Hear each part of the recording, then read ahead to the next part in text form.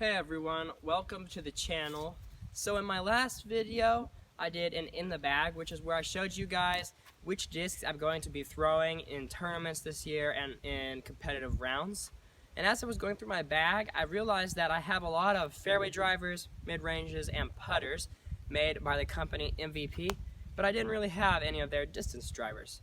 So I thought, well, I like all of their other discs, why wouldn't I like their distance drivers? So today, I have 10 of their most popular distance drivers, and I'm going to give you guys a brief rundown on all of them, and then we're going to go out in a field and test throw them and see which one goes the farthest.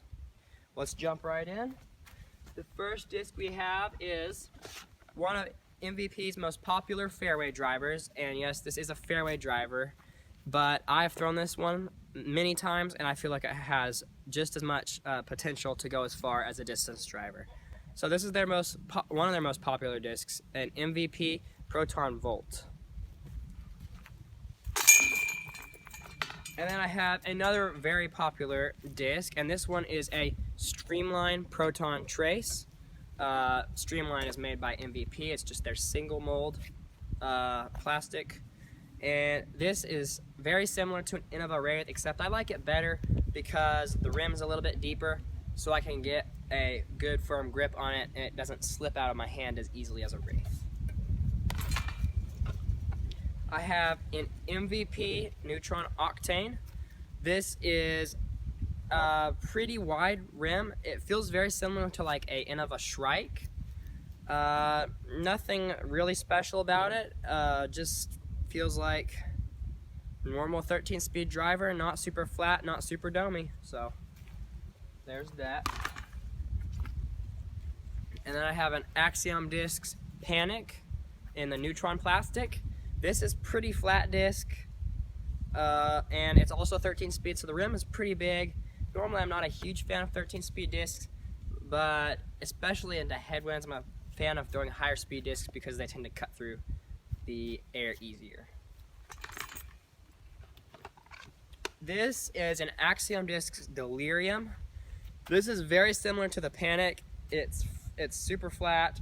The only difference really being, in my opinion, that it is a speed and a half faster and it has one of the thickest rims that I've ever felt. So a lot of people won't like that, but I'm going to give it a try anyway. And we have an MVP Neutron Teleport, and this is, the rim size is about the same as the Delirium, again really big, but this one isn't nearly as overstable, so you won't have to have as big of an arm speed to throw this as you would the Delirium. And then I brought two 9-speeds.